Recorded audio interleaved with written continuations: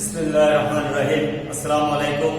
বরাবর মতো ন্যারেশনের চতুর্থ পার্টের পর আজ পার্ট 5 এখানে আলোচনা করা হবে। আজকের আলোচ্য বিষয় ন্যারেশন উইথ অপারেটিভ সেন্টেন্স। এর আগে এক্সক্লেমেটরি সেন্টেন্স বিস্তারিতভাবে আলোচনা, ইম্পারেটিভ সেন্টেন্স বিস্তারিতভাবে আলোচনা করা হয়েছে।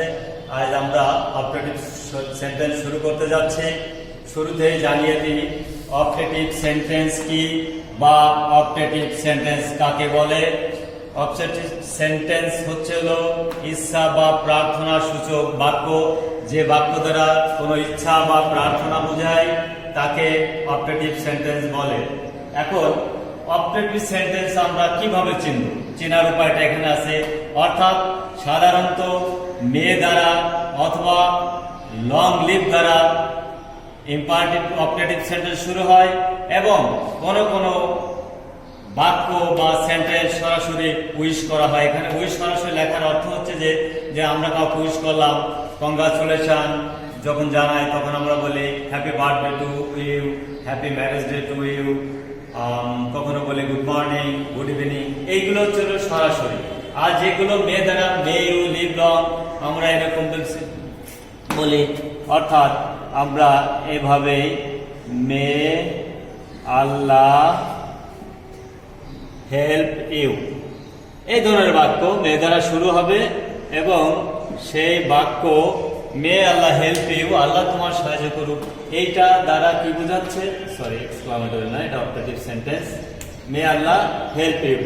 তো এখানে আমরা যে বিষয়টা নিয়ে চলে আসি, যদি আমরা এই বিষয়গুলো যদি আলোচনায় আনি তাহলে শুরুতে আমরা জেনে নেব লং মে হলো এখানে ইচ্ছা অথবা প্রার্থনা দুই ক্ষেত্রে বোঝায়। আবার লং লিভ সরাসরি এটাও একই অবস্থা, ইচ্ছা বা প্রার্থনা। যেমন এখানে আমরা একটা লং লিভ মাই প্যারেন্টস এরকম। আর উইশ গুড মর্নিং,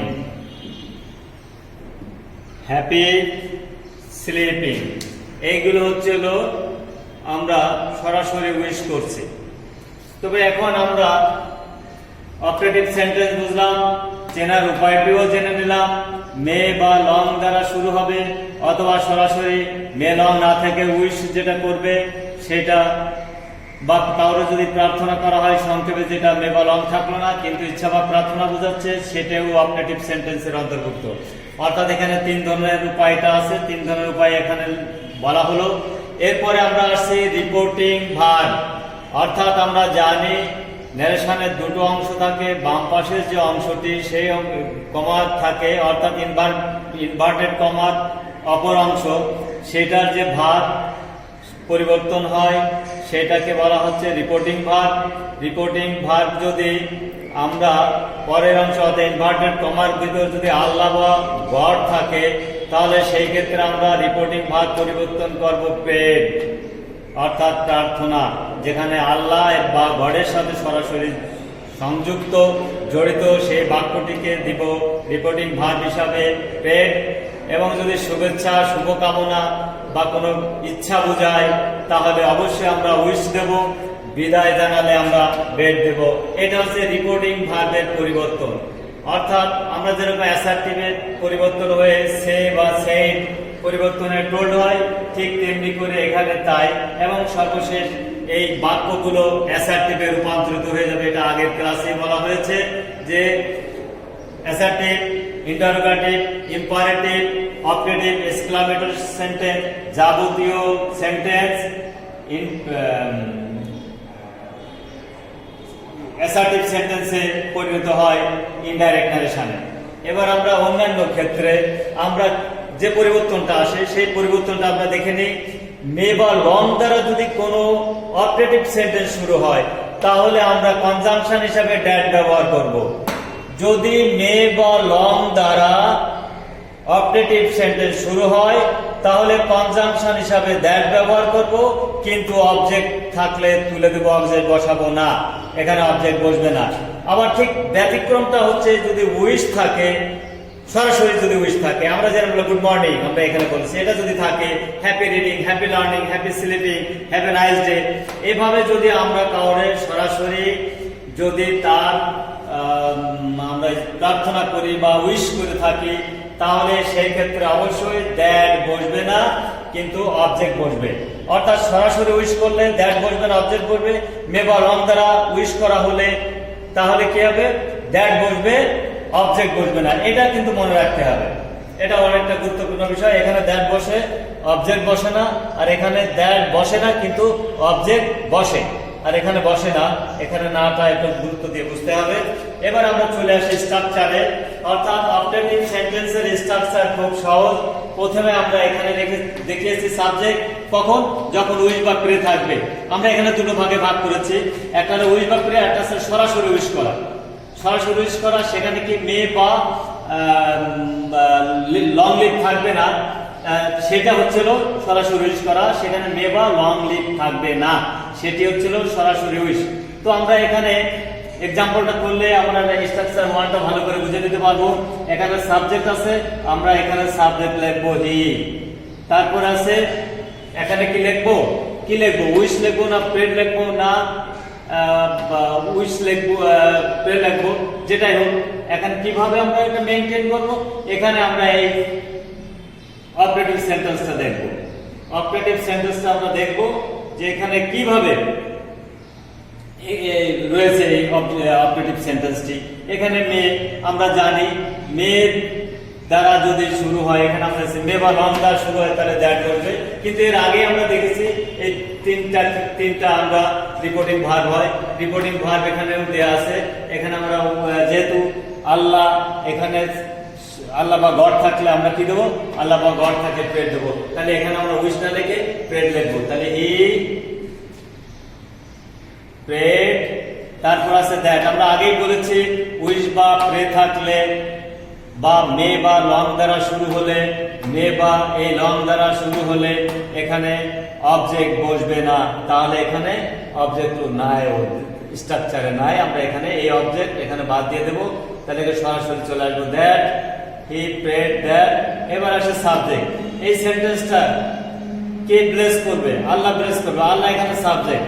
তাহলে আমরা জানি এই সাবজেক্ট এখানে সরাসরি চলে আসবে আল্লাহ। তারপরে এখানে বাই স্ট্রাকচারে এখানে আমরা দেখছি, অর্থাৎ অপারেটিভ সেন্টেন্সে আমরা সাবজেক্টের পরে মাইট লিখবো,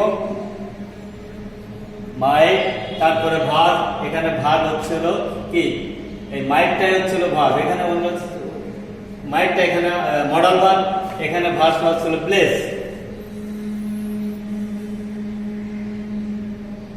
দ্যাট আল্লাহ মাইট প্লেস।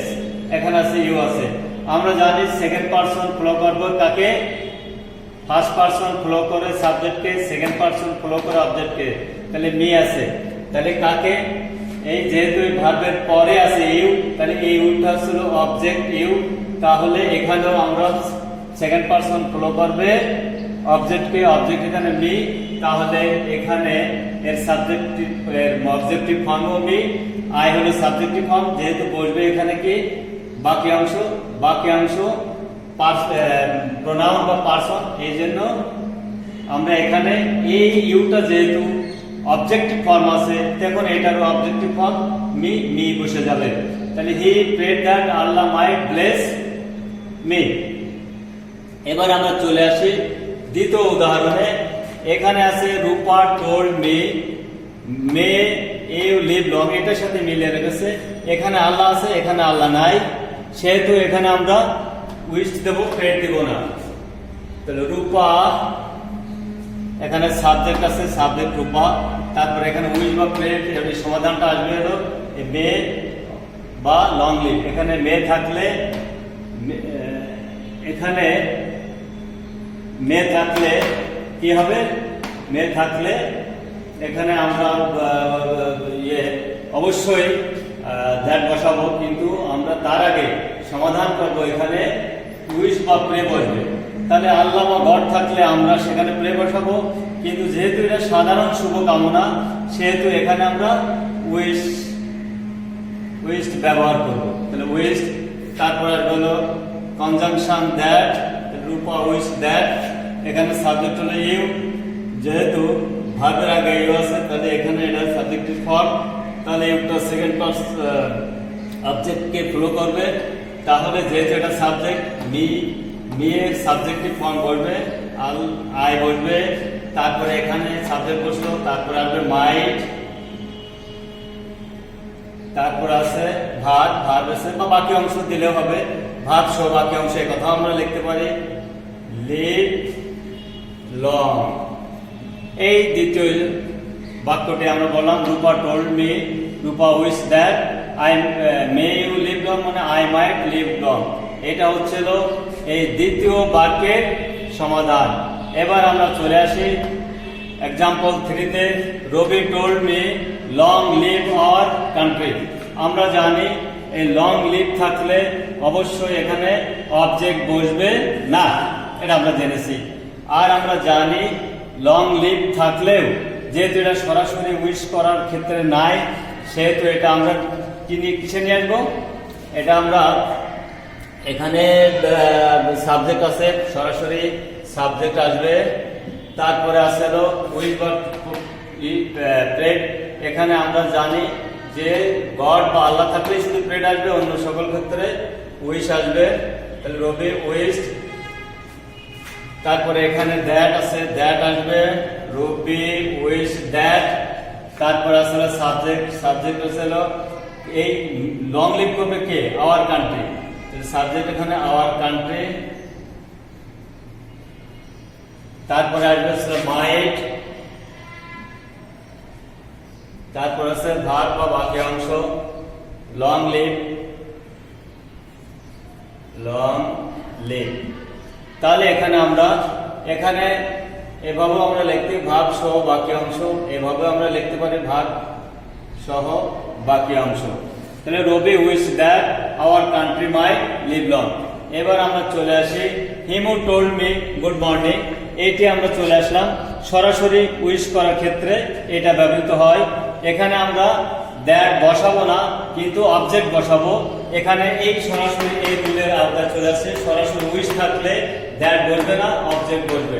তাহলে এখানে আমরা প্রথমে আসলে সাবজেক্ট হিমু, তারপরে অংশ হচ্ছিল এখানে কি লিখবো, যেহেতু মেবা আল্লাহর ক্ষেত্রে শুধু গডের ক্ষেত্রে আমরা প্রেড করবো, বাকি অংশ উইশ। তাহলে হিমু উইশড, তো আমরা জানি এখানে কিন্তু সরাসরি উইশ করার ক্ষেত্রে দ্যাট বসবে না, অবজেক্ট বসবে। তাহলে হিমু উইশড মি, তারপরে বাকি অংশ। তাহলে এখানে সরাসরি ক্ষেত্রে যে স্ট্রাকচারটা আছে, সাবজেক্টের পরে উইশ, তারপরে অবজেক্ট মি, এবং বাকি অংশ হলো গুড মর্নিং।